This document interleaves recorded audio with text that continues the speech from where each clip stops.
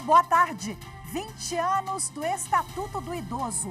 Quando a legislação foi criada, a população idosa no Brasil era de aproximadamente 15 milhões. 2 décadas depois, são mais de 33 milhões de pessoas. No Jornal da Justiça de hoje, vamos falar sobre os avanços e os desafios para garantir os direitos dessa parcela da população. Eu sou Rafaela Vivas e agora vamos aos outros destaques do dia. Supremo Tribunal Federal forma maioria para condenar mais 5 réus pelos atos antidemocráticos de 8 de janeiro. Superior Tribunal de Justiça nega liminar para obrigar o Ministério da Justiça a fornecer mais imagens de 8 de janeiro. E ainda, Tribunal Superior Eleitoral faz audiência pública sobre políticas de incentivo a candidaturas indígenas.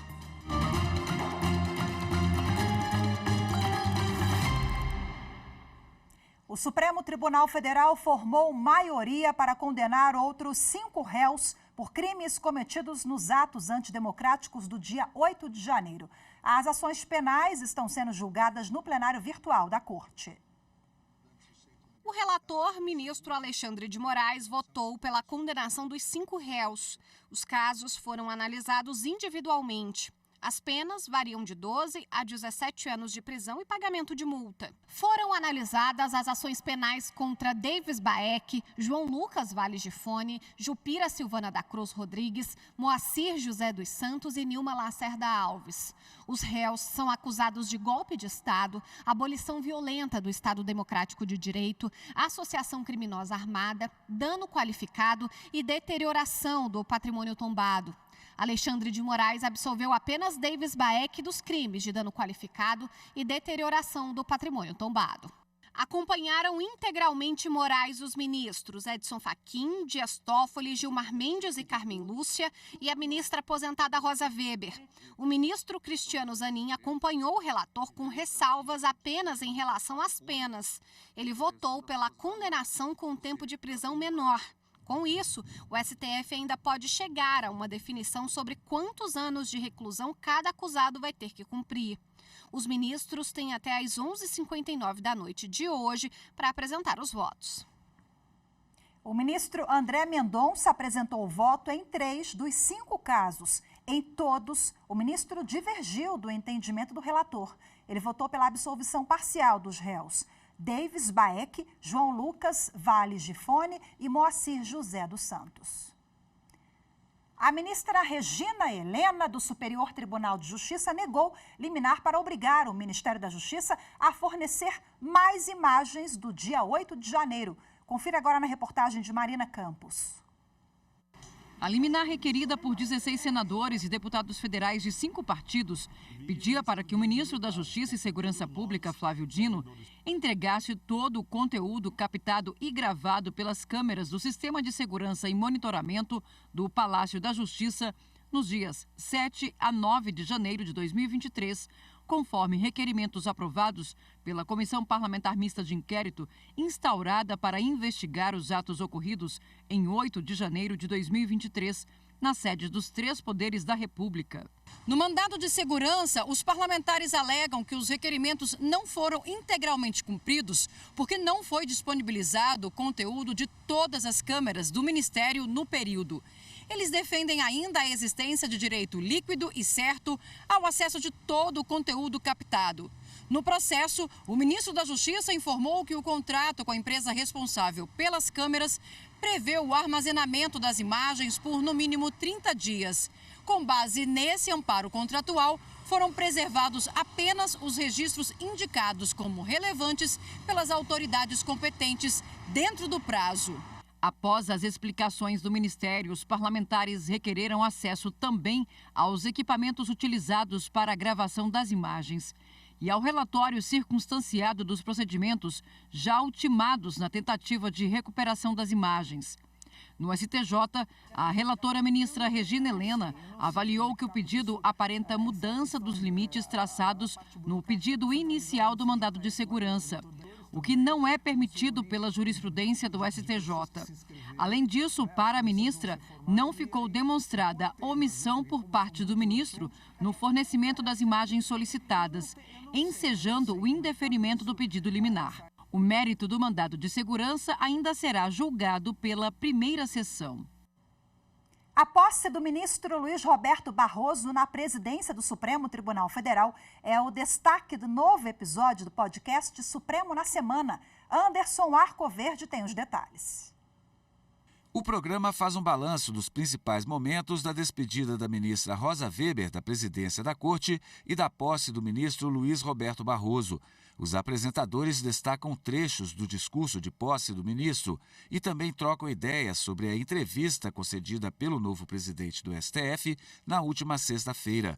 Nessa entrevista, o ministro Luiz Roberto Barroso detalhou como pretende comandar o judiciário nos próximos 2 anos e falou dos 3 eixos de gestão que ele preparou: conteúdo, avançando nas pautas de direitos fundamentais; relacionamento, buscando a imparcialidade, mas sem se isolar da sociedade; e comunicação, explicando em linguagem simples o papel do tribunal e as decisões da Corte. A consultora jurídica da Rádio e TV Justiça, Gisele Reis, lembra que Barroso deixou claro na entrevista que vai manter um contato permanente com a imprensa para tentar evitar que decisões do Supremo sejam mal interpretadas pela sociedade. Ele até citou casos em que o Supremo Tribunal Federal decidiu, mas isso foi repassado de uma maneira que acabou desvirtuando o sentido daquela decisão. E ele não quer que isso aconteça. O Supremo na Semana tem a apresentação de Alessandra Castro, editora-chefe da Rádio e TV Justiça, e comentários de Gisele Reis e Mauro Burlamac, jornalista da Secretaria de Comunicação do STF.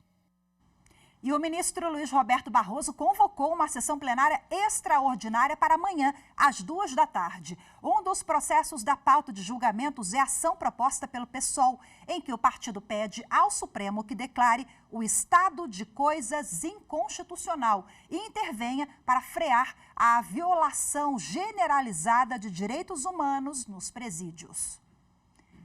A seguir, Estatuto do Idoso completa 20 anos. Vamos falar sobre os avanços e os desafios para garantir os direitos dos idosos. Voltamos já.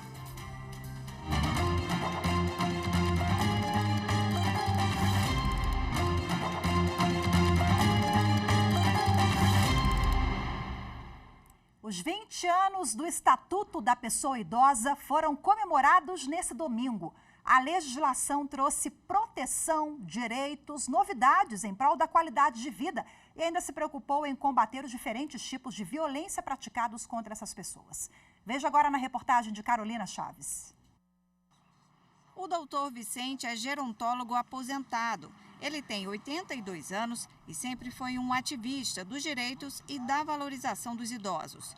Ele explica que a figura do idoso passou por várias transformações e evoluções, refletindo na longevidade. Nós temos hoje 4 gerações convivendo, né? Bisavô, avô, pai, né? E o bisneto e neto. E essa convivência faz com que a interação social mude completamente na família e na sociedade, e também na habitação, porque a habitação precisa ser adaptada, a cidade precisa ser adaptada a essa população para acessibilidade e também para atividade e envelhecimento saudável. A expectativa de vida aumentou. Na década de 40, por exemplo, era previsível que um idoso vivesse até os 40 anos. Hoje, a expectativa é de 76 anos. Houve também um aumento do número da pessoa idosa no Brasil. Segundo o IBGE, em 2022, pessoas com 65 anos ou mais representavam 10,5% da população. Em 2012, essa porcentagem era de 7,7%. A população idosa cresceu em todos os estados do país. A maior concentração está no Rio de Janeiro e no Rio Grande do Sul. Já o estado de Roraima é o que registra o menor número de idosos. O envelhecimento da população está ligado ao aumento da expectativa de vida e à queda da taxa de fecundidade. Atualmente, as principais preocupações dos idosos para viver mais são a qualidade de vida e o respeito. E em 2013, eles ganharam apoio com a promulgação do Estatuto da Pessoa Idosa. A norma visa combater os principais atos de violência contra o idoso, como o abandono, a negligência e as violências física e psicológica. Desde então, a lei trouxe uma série de garantias para a pessoa idosa que foram aperfeiçoadas ao longo dos anos. Uma delas, por exemplo, foi em julho de 2017, quando pessoas com mais de 80 anos passaram a ter prioridade no atendimento. A lei se adaptou à Assembleia da ONU do Envelhecimento de 2002, levando o tema a uma perspectiva de conquista, fazendo com que a sociedade se adapte ao idoso e não o contrário. Colocou a pessoa idosa como sujeito de direito e como protagonista da sua vida. E agora, para falar mais sobre a data, eu recebo aqui nos estúdios da TV Justiça o advogado e presidente da Associação Brasileira do Cidadão Sênior, Mauro Freitas. Seja muito bem-vindo, Mauro. Muito obrigada pela sua participação. Boa tarde. Boa tarde a todos. Bom, eu queria que você explicasse para a gente, nesses 20 anos, quais são os principais desafios e os gargalos para a gente dar efetividade à lei, que é maravilhosa no papel, né? Sem dúvida, Rafael. Nós temos uma legislação realmente diferenciada no país. A gente aqui no Brasil conta com uma legislação voltada para o direito da pessoa idosa e preocupada em evoluir também para que a pessoa possa ter um envelhecimento aqui, uma longevidade ativa e saudável. O nosso desafio aqui no Brasil é que nós estamos envelhecendo muito rapidamente. O processo de envelhecimento que levou em Paris, levou em países como da Europa, acontecer ao longo de 100 anos para eles irem se adaptando, é um processo que está acontecendo muito rapidamente e alguns índices e estudos dizem que nós estamos fazendo isso em 30 anos. Então, o nosso desafio é acompanhar a legislação, a necessidade da pessoa longeva, para que ela possa efetivamente ganhar tempo na vida e ganhar vida no tempo também. Bom, no parlamento são diversas propostas que estão tramitando, né, em torno do Estatuto do Idoso, que já tem 20 anos e precisa de uma alteração. O que o senhor destaca? O Estatuto da Pessoa Idosa é um estatuto realmente bem consolidado, baseado, inclusive, na Política Nacional da Pessoa Idosa de 96 e também baseado na própria Constituição, que também teve influência dos próprias Declaração dos Direitos Humanos. Então, e outros também, organismos como a Organização Mundial da Saúde. Então, nós temos uma legislação bem completa, bem interessante. O que acontece é que, com o tempo e com o aumento, né, dos casos envolvendo pessoa idosa, é natural que, por exemplo, a jurisprudência vá amadurecendo, assim também como alguma parte da legislação tem que ser revista. O que nós estamos percebendo, e existe projeto de lei nesse sentido, é que há uma necessidade de fazer um melhor equilíbrio da punição para quem pratica violência contra a pessoa idosa. Hoje as penas são brandas, né? São muito brandas e isso leva ao entendimento e a um enquadramento legal de que ali é uma violência de pequeno poder, né, de agressão contra a pessoa que está recebendo a violência. Então, isso leva para um tipo juizado especial e também faz com que haja a possibilidade de transações, né, não levando à punição. O que a gente está percebendo é que, infelizmente, o Estatuto ele é bom, ele prevê alguns tipos penais, né, para quem realmente pratica violência contra a pessoa idosa, mas não está tendo poder de dissuasão. Ou seja, as pessoas não se inibem com a punição que está prevista no Estatuto da Pessoa Idosa. O senhor falou há pouco de amadurecimento da jurisprudência. Tocando nesse ponto, tivemos recentemente uma equiparação da Lei Maria da Penha para as mulheres idosas. O que isso significa na prática e por que esse benefício não é estendido ao homem também? Nós temos um projeto de lei até muito capitaneado pela uma delegada, a doutora Cíntia, aqui de Brasília, que percebendo que as medidas protetivas elas eram mais eficazes em relação às mulheres idosas, porque elas eram abrigadas pelo Estatuto da Pessoa Idosa e também pelo direito que é percebido e aplicado com base na Lei Maria da Penha. Mas isso não acontecia em relação aos homens idosos. Então, para algumas medidas protetivas, como, por exemplo, retirar um agressor dentro de casa ou tirar a própria pessoa agredida, num processo da Maria da Penha, envolvendo a Lei Maria da Penha, ele é muito mais célere. Né? O juiz tem, inclusive, prerrogativa de dar a medida protetiva de forma mais rápida.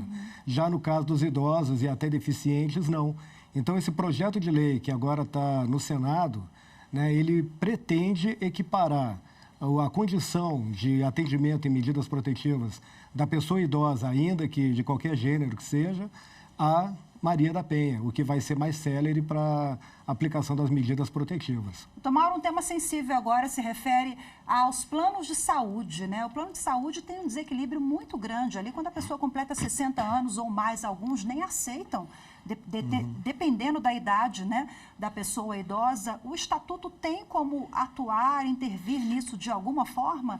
Eu me refiro aos valores. Olha, isso já é um problema bem complexo, né? Porque existe um princípio da solidariedade nos planos de saúde, na saúde suplementar, que deveria exatamente dar esse equilíbrio, né, entre a pessoa que paga e não usa e a pessoa que usa e não tem mais condições de pagar. Mas esse equilíbrio nós não estamos conseguindo no país. Isso é um problema de ordem, né, de vários países também, né, com relação à saúde. E nós temos aqui no Brasil, né, ainda que haja alguma crítica, o SUS tem segurado muita condição de pessoas idosas. Até porque o problema da saúde é um dos problemas principais na prioridade da pessoa idosa. E nós, infelizmente, se não conseguirmos fazer com que haja um equilíbrio entre a idade, aquele momento em que se usa realmente mais, né, para exames periódicos e até intervenções necessárias, se a gente não tiver esse equilíbrio, o fato é que os idosos terão que migrar do plano para o SUS ou terão que migrar de um plano mais completo e que dê condição de saúde para essa pessoa para planos que não são assim tão completos. O que isso acontece? A pessoa não tendo como lançar a mão de um programa que possa ter um acompanhamento da sua saúde, ela vai adoecer. E adoecendo vai para onde? Vai para o SUS. Então, no final da história, quem paga isso é a sociedade. E nós temos que pensar, e isso é uma necessidade nossa, que nós estamos envelhecendo rapidamente, os planos não têm condições de abarcar todas as condições, porque ele também precisa ter equilíbrio econômico, ele precisa ter lucratividade, né? A gente entende isso, mas também não podemos ter aqui no Brasil uma condição de que a saúde seja só para pessoas exclusivas.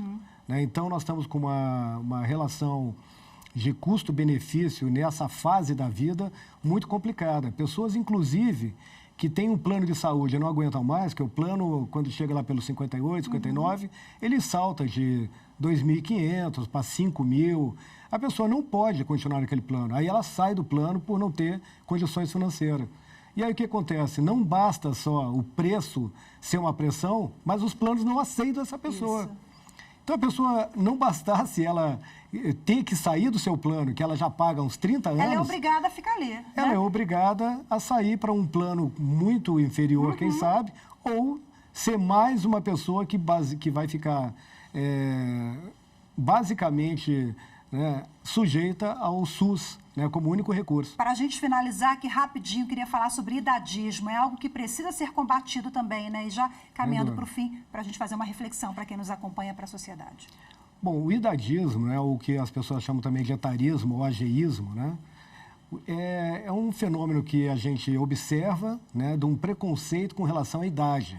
Nós estamos falando aqui sobre idosos, então seria na questão da idade com relação à pessoa que alcançou 60 a mais, 65. E até pessoas com menor idade, né, em termos de mercado de trabalho, por exemplo. Então, o que acontece é que se criou um estereótipo, né, de que a pessoa idosa ela pode ser descartada, ou ela é menos profissional que uma pessoa mais jovem, o que não é verdade. Né? Hoje, em termos de trabalho, por exemplo, já existem vários estudos que indicam que uma pessoa com experiência, com capacidade de trabalho e organização, ela complementa, sim, um ambiente de trabalho e o absenteísmo baixa muito. Agora, o preconceito específico contra a pessoa idosa, ela não é um tipo penal previsto em lei. Deveria ser? Ela cai... Pode ser que a gente tenha que lançar mão de algo assim para ficar mais explícito ainda. Porque hoje o que há é um preconceito com relação à pessoa. E como todos são iguais perante a lei, não poderia alguém ser diferente em função da idade. A não ser que a questão da idade ela seja um fator objetivo. Como, por exemplo, uma pessoa que quer atuar como bombeiro, obviamente não vai atuar como bombeiro aos 80 anos, em determinadas atividades, né, digamos assim. Como um exemplo, né? Até não duvido que daqui a pouco, até com 80 anos, uma pessoa pode ser bombeiro. Mas nós temos uns preconceitos na nossa cabeça. E isso a gente vai ter que, cada vez mais, reformular os nossos conceitos. Isso é bem importante e o Estatuto, fazendo 20 anos, vem aí para nos auxiliar nesse sentido. Fica a reflexão para a gente finalizar. Então, muito obrigada pela sua presença aqui pessoalmente na TV Justiça. Boa tarde para o senhor, até a próxima. Boa tarde a todos. A seguir, Tribunal Superior Eleitoral faz audiência pública sobre políticas de incentivo a candidaturas indígenas. As informações em instantes, voltamos já.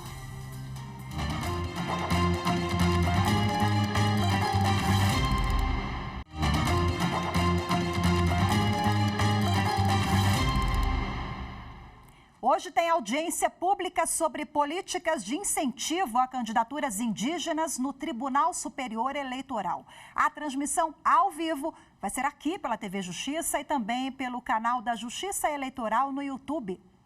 Vamos agora ao vivo, direto ao TSE, conversar com o repórter Fábio Ruas, que tem mais detalhes sobre essa audiência. Conta pra gente agora. Oi, Fábio, boa tarde para você. Boa tarde, Rafaela. A audiência vai começar daqui a pouco, às 2h da tarde, aqui no Auditório 1 do TSE. Entre as políticas de incentivo a candidaturas indígenas, a audiência vai colher sugestões sobre a distribuição dos recursos do fundo partidário e do Fundo Especial de Financiamento de Campanha, e também sobre o tempo de rádio e televisão. Ela foi marcada pelo ministro Nunes Marques, que é o relator de uma consulta apresentada pela deputada federal Célia Chacriabá, do PSOL de Minas Gerais. Ela questiona a possibilidade de estender às populações indígenas o mesmo entendimento que já existe para a promoção da participação feminina e negra na política. Rafaela. Muito obrigada, Fábio, mais uma vez pelas informações. O Judiciário de Mato Grosso ganhou reforço para julgar os processos que devem ser levados ao Tribunal do Júri. O programa Mais Júri da Corregedoria Geral de Justiça criou um mutirão para julgar o acervo acumulado na pandemia. Mais de 900 casos devem ser analisados até o mês de dezembro. As primeiras sessões serão realizadas hoje, a partir de 1h da tarde. O Poder Judiciário de Mato Grosso assinou um termo de cooperação técnica interinstitucional com o Ministério Público Estadual e a Defensoria Pública do Estado, estabelecendo uma parceria para a realização do programa Mais Júri, ação que deve promover mutirões do Tribunal do Júri nas comarcas de Cuiabá e Sinop a partir de outubro. Esses processos do Tribunal do Júri, eles são, assim, fundamentais como parte da entrega da prestação jurisdicional. Os crimes dolosos contra a vida são os que mais agridem a comunidade como um todo, a sociedade como um todo. E é preciso, sim, que nós nos unamos em torno dessa parceria para fomentar e desafogar esse setor o mais rápido possível. As pautas concentradas devem ser realizadas para o julgamento de processos com decisão de pronúncia já proferida e que aguardam a realização da sessão de julgamento pelo Tribunal do Júri. Em decorrência da pandemia, se acumularam e hoje nós temos aproximadamente 900 processos que têm que ser levados a júri. E aproveitando que teria o mês de novembro instituído pelo Conselho Nacional de Justiça como mês do júri, nós já antecipamos também, dado o grande número de processos para ser levado a julgamento perante o Tribunal do Júri. A gente entende que é extremamente importante para a sociedade que a gente busque a efetividade desses processos. A gente percebe que realmente tem um acúmulo muito grande de julgamentos e acaba gerando uma sensação ruim, né, na sociedade, de que não há essa efetividade, que não se chega a uma resposta. Então, a gente precisa se engajar, né, todos os órgãos do sistema de justiça, e o Ministério Público faz parte dele e tem como missão institucional, né, buscar realmente essa responsabilização pelos crimes graves, especialmente crimes contra a vida. É importante para a sociedade, porque a gente tem aí a família das vítimas, que espera uma resposta. A gente tem o próprio cidadão que está no processo aí sendo acusado, que ele também quer uma resposta, né? Se vai ocorrer condenação, se vai ocorrer absolvição, o que vai acontecer. Então, a gente vê como é um momento importante, a Defensoria Pública vai participar justamente porque há o interesse de todos. Na capital, 3 júris devem ser realizados simultaneamente no Fórum da Comarca.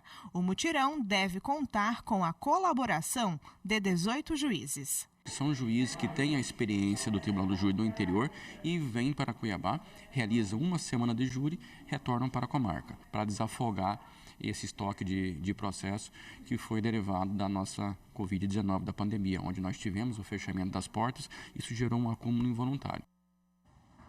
O Jornal da Justiça, primeira edição de hoje, fica por aqui. Muito obrigada pela sua companhia, uma ótima tarde e excelente semana para todos nós. Até amanhã. Tchau, tchau.